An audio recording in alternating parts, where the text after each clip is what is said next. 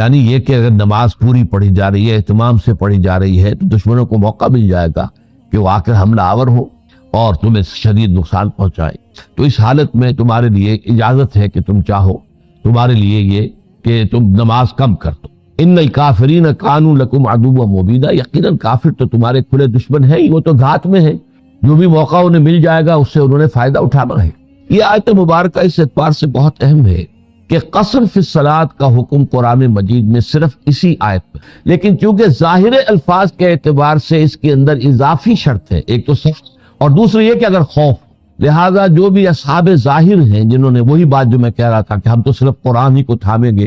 ہمیں رسول کی سنت سے کوئی سروکار نہیں ہے، وہ تو وقتی چیز تھی، ان کا معاملہ یہ ہوا ہے۔ اصحاب ظاہر ہمارے ہاں بھی رہے، پہلے بھی رہے، ابن حزم ظاہری، ان کا نام ہی جو ہے اس فرقے کا یا اس مکتب فکر کا ظاہریہ ہے، ظاہر پر بات کرنے والے، ظاہر پر چلنے والے۔ اور پھر خوارج جنہوں نے کہا تھا کہ ہمارے لیے تو بس قرآن کافی ہے۔ تو ان سب کے نزدیک قصر جو ہے وہ نماز میں صرف حالت خوف میں، اس لیے کہ یہاں پر یہ شرط ہے، اور دوسرے یہ کہ اجازت دی گئی ہے،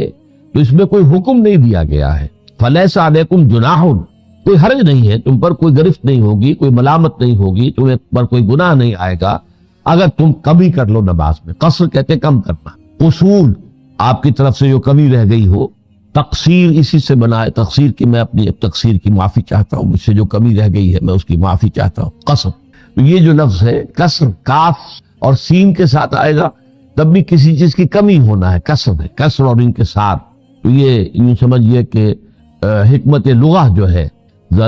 زبان کی جو حکمت ہے کہ الفاظ قریب قریب کے جو ہوتے ہیں، خسر، خے سین رے یہ بھی، اور خا صاد را خسر یہ بھی جو ہے، یہ تمام کی تمام اختصار، کم کرنا، مختصر کر دینا۔ تو قصر ہو، خسر ہو، کسر ہو، یہ سب کے سب جو الفاظ ہیں جو کچھ ہم وزن سے بھی ہیں اور جو ایک اپنے آواز کے ساؤنڈ کے اعتبار سے بھی ایک دوسرے سے قریب ہے، اس کا جو مادہ ہے وہ ایک دوسرے سے قریب ہے، تو ان کا مفہوم ایک ہی ہے۔ تو ان تقصروا من الصلاۃ ان خفتم ان یفتنکم الذین کفروا، اگر تمہیں یہ اندیشہ ہو کہ تمہیں فتنے میں ڈال دیں گے، تمہیں مصیبت میں مبتلا کر دیں گے کافر، ان الکافرین کانوا لکم عدوا مبینا، یہ تو بات واضح ہے کہ کافر تو تمہارے کھلے دشمن ہیں، ہر وقت ہاتھ میں ہے، موقع دیکھتے ہیں۔ تو جیسا کہ میں نے عرض کیا کہ اس میں ظاہریہ، ابن حزم ظاہری اور خوارج کے نزدیک قصر جو ہے نماز میں وہ صرف حالت خوف میں، عام سفر میں قصر نہیں ہے، لیکن یہ کہ سنت رسول صلی اللہ علیہ وسلم سے ثابت ہے کہ آپ نے ہر سفر میں قصر کیا ہے، چاہے کوئی خوف ہو چاہے نہ، چاہے حالت جنگ ہو چاہے نارمل۔ چنانچہ حضرت عمر رضی اللہ تعالیٰ عنہ نے اس معاملے میں اپنا ایک شبہ پیش کیا تھا حضور کے سامنے صلی اللہ علیہ وسلم کہ قرآن مجید میں تو یہ ایک رعایت ہے، اور نمبر دو یہ کہ اس کے ساتھ شرط جو دوسری ہے، سفر بھی ہو اور سفر کے ساتھ خوف، حالت خوف ہو، دشمن کی طرف سے اندیشہ ہو۔ تو اس پر حضور نے فرمایا صلی اللہ علیہ وسلم صدقۃ تصدق اللہ بہا علیکم فاقبلوا صدقتہ،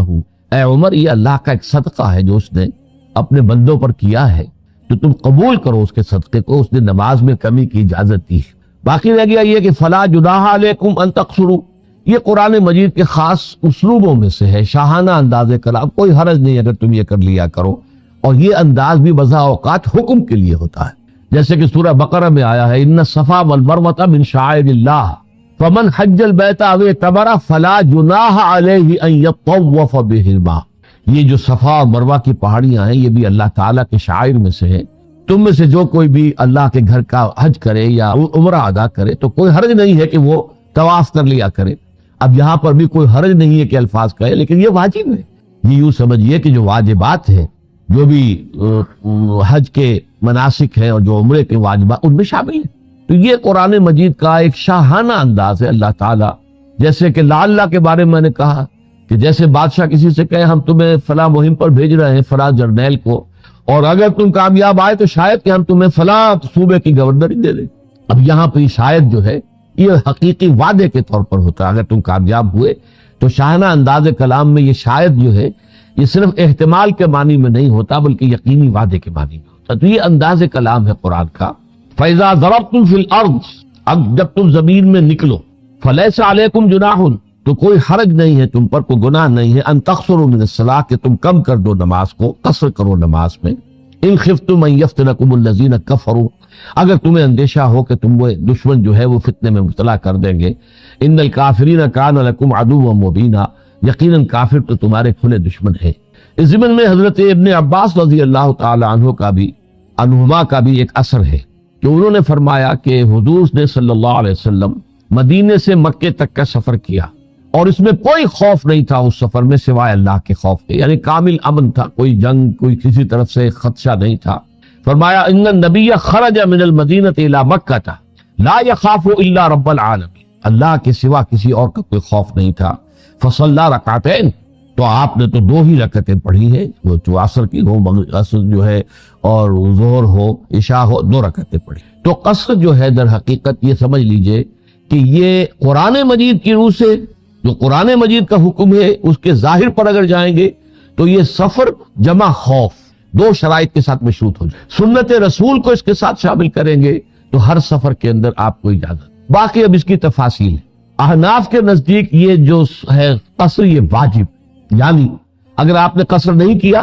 تو گویا کہ آپ کی نماز نہیں ہوئی۔ آپ نے عصر کی 4 رکعتیں پڑھ لی ہے تو آپ کی نماز نہیں ہوئی، لوٹائیے اور 2 رکعتیں پڑھیے۔ بعض کے نزدیک جیسے کہ امام شافعی رحمۃ اللہ علیہ ہے کہ یہ واجب نہیں ہے، البتہ نہ کرنا مکروہ ہے، کہ اللہ تعالیٰ کی طرف سے ایک رعایت ہے اور آپ اس رعایت سے فائدہ نہیں اٹھانا چاہ رہے۔ اس میں گویا کہ ایک طرح کا تکبر سا ہے، اپنی اللہ تعالیٰ کی شان میں کے سامنے جو ہے گستاخی کا سا انداز مکروہ ہے، لیکن واجب نہیں ہے۔ اگر آپ نے پوری نماز پڑھ لی تو نماز ادا ہو جائے۔ اب یہ فقہی اختلافات ہیں جو چلتے ہیں۔ پھر یہ کہ قصر کیسے ہوگی؟ ظاہر بات ہے کہ صرف 4 رکعتوں والی نماز میں قصر ہے، 2 رکعتیں آپ کر لیں گے۔ مغرب کی نماز میں قصر کی کوئی شکل نہیں ہے، 3 رکعتیں رہے گی۔ فجر کی ہے ہی 2، وہ 2 کی 2 رہیں گی۔ پھر اس کے ساتھ یہ مسئلہ یہ اٹھتا ہے کہ آیا صرف فرائض کے اندر یہ قصر ہوگا یا یہ سنن اور نوافل وغیرہ جو ہیں وہ بھی؟ اب اس میں بھی بہت سی رائے ہیں۔ بعض کے نزدیک جو ہے جب فرض ہی کے اندر قصر ہو گیا تو پھر سنت اور نفل جو ہے وہ تو ظاہر بات ہے کہ اس سے بہت کم تر درجے کی چیزیں ہیں، ان میں از خود ہو جائے گا، وہ گویا کہ ساقط ہو جاتی ہیں، ان کی ضرورت ہی نہیں۔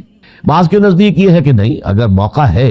اگر تو عین حالت سفر میں ہیں، آپ جا رہے ہیں تو ٹھیک ہے آپ نہ پڑھیں، لیکن یہ کہ اگر کہیں جا کر قیام ہو گیا، رات کو پڑاؤ ڈال لیا ہے، اب عشاء کی نماز آپ پڑھ رہے ہیں، اب آپ کو یہاں پر وہ سفر کی جو ہوتی ہے وہ کیفیت جو ہے بے اطمینانی کی وہ نہیں ہے، اب آپ نے یہاں پہ پڑاؤ ڈالا ہے، آپ نے خیمہ لگا لیا ہے یہاں، تو آپ نماز جو ہے اس کے اندر آپ سنت نفل پڑھ لیں۔ تو یہ مختلف آراء ہے کہ جو فقہی اختلافات ہیں۔ پھر کتنے سفر پر قصر ہوگا؟ تو اکثر و بیشتر یہ ہے کہ 48 میل یا بعض حضرات کے نزدیک 56 میل، اور بعض حضرات کہتے ہیں کہ مطلقاً جس پر سفر کا اطلاق ہو سکے، سفر کی کیفیت طاری ہو جائے انسان پر، کوئی حد معین نہیں ہے۔ لیکن یہ ساری جیسا کہ میں نے آپ کو بتایا یہ ہے فقہی تفصیلات، اور ہمارا یہ درس جو ہے درس قرآن ہے، درس فقہ نہیں۔ البتہ یہ بات واضح ہو جانی چاہیے کہ ہمارے نزدیک ہمارے دین کی بنیادوں میں جیسے قرآن ہے ویسے ہی سنت ہے۔ انڈیپینڈنٹ سورس آف شریعہ، قرآن از انڈیپینڈنٹ سورس آف شریعہ ایز ویل ایز سنہ از انڈیپینڈنٹ سورس آف شریعہ۔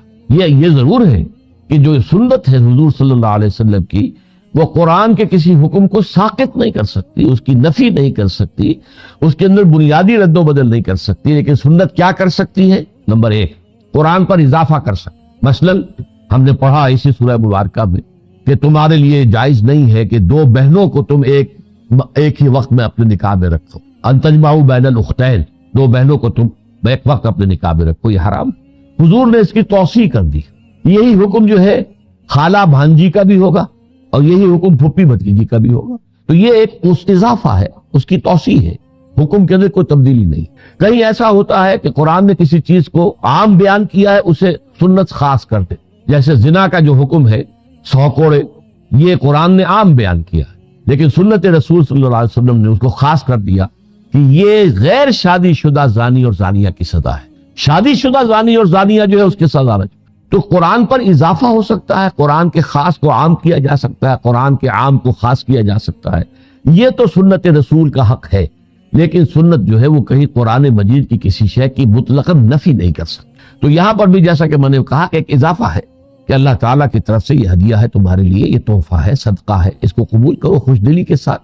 تو اس میں یہ ہے کہ وہ قصر کرنا چاہیے۔ البتہ یہ کہ باقی تفاصیل جیسا کہ میں نے عرض کیا اس کی مختلف شکلیں ہو سکتی ہیں، تو مختلف شکلوں کا معاملہ جو ہے وہ پھر فقہاء کے آپس کے استنباطات جو ہے ان کے مختلف جو اصول ہیں، طریقے ہیں، اس کے پر مبنی۔ وَإِذَا كُنْتَ فِيهِمْ، اور اے نبی جب آپ ان میں موجود ہوں، دیکھیے کہ سفر میں خاص طور پر جبکہ خوف، اب اس حالت خوف کی نماز کا جو ہے وہ بیان ہو رہا ہے۔ حالت خوف میں یہ بھی ہو سکتا ہے کہ بالکل جماعت جو ہے سرے سے ساقط ہو جائے، نماز ساقط ہو جائے، جیسے کہ غزوہ خندق میں ہوا ہے، نمازیں کئی قضا ہوئی ہیں۔ اگر اس درجے ہے، مارکا برپا ہے، گھمسان کا جو ہے کوئی معاملہ ہے اور بہت ہی کریٹیکل ٹائم ہے، تو ظاہر بات ہے نماز مؤخر ہو سکتی۔ لیکن یہ کہ اگر اس سے کمتر کا معاملہ ہے تو جس سے بہتر شکل میں ادا کی جا سکتی وہ نماز ادا کی جائے، اس لیے کہ نماز بہرحال اللہ تعالیٰ کی طرف سے فرض ہے اور اوقات کے تعین کے ساتھ فرض ہے۔ فجر اپنے وقت پر فرض ہے، ظہر اپنے وقت میں فرض ہے، عصر اپنے وقت میں فرض ہے، مغرب اپنے وقت میں فرض ہے، عشاء اپنے وقت میں فرض ہے۔ کتاب موقوتہ بھی آ جائے گا آگے، یہ تو جو کتاب اللہ تعالیٰ کی طرف سے جو لکھا ہوا فیصلہ ہے اور نماز کے بارے میں یہ وقت کے ساتھ منسلک ہے۔ لیکن نماز میں ہر جگہ صورت مختلف ہو سکتی ہے، ایسا ہے حالت خوف ہے، سفر بھی کر رہے ہیں اور سواریوں پر جا رہے، سواریوں پر نماز پڑھ لی جائے، اور جو ہے آپ جس طریقے سے بھی کر سکتے ہو علیحدہ علیحدہ پڑھ لیں۔ لیکن ایک خاص صورتحال ایسی ہو سکتی ہے کہ اگرچہ جنگ ہے، حالت جنگ ہے، لیکن یہ کہ مسلمانوں کا جتھا بھی ایک جگہ پر موجود ہے، ایک جماعت ہے، ایک گروہ ہے،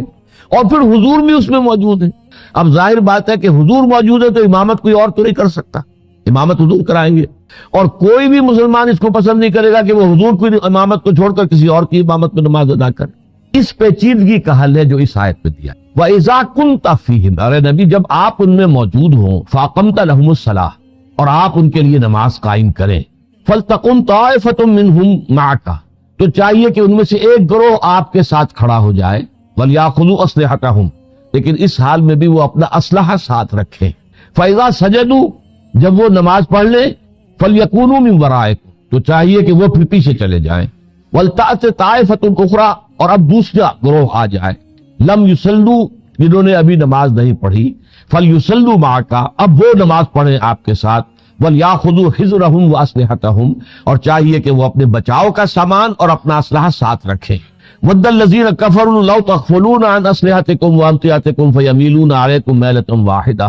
اور یقیناً کافر تو یہ چاہتے ہیں کہ کوئی ایسی شکل ہو کہ تم اپنے ساز و سامان اور اپنے اسلحہ سے غافل ہو جاؤ، پھر وہ تم پر یکبارگی ٹوٹ پڑے۔ اب یہ کیفیت کیا ہے، اس کی مختلف شکلیں آئی ہیں، لیکن جو سب سے زیادہ موضوع سمجھ میں آتی ہے بات وہ کیا ہے کہ 2 رکعت نماز پڑھنی ہے، حضور بھی قصر کر رہے ہیں اور صحابہ بھی قصر کر رہے ہیں، تو حضور نے نیت باندھی اور آدھی جماعت جو ہے آدھی نفری وہ حضور کے پیچھے جماعت میں کھڑی ہوئی، 1 رکعت ادا کر کے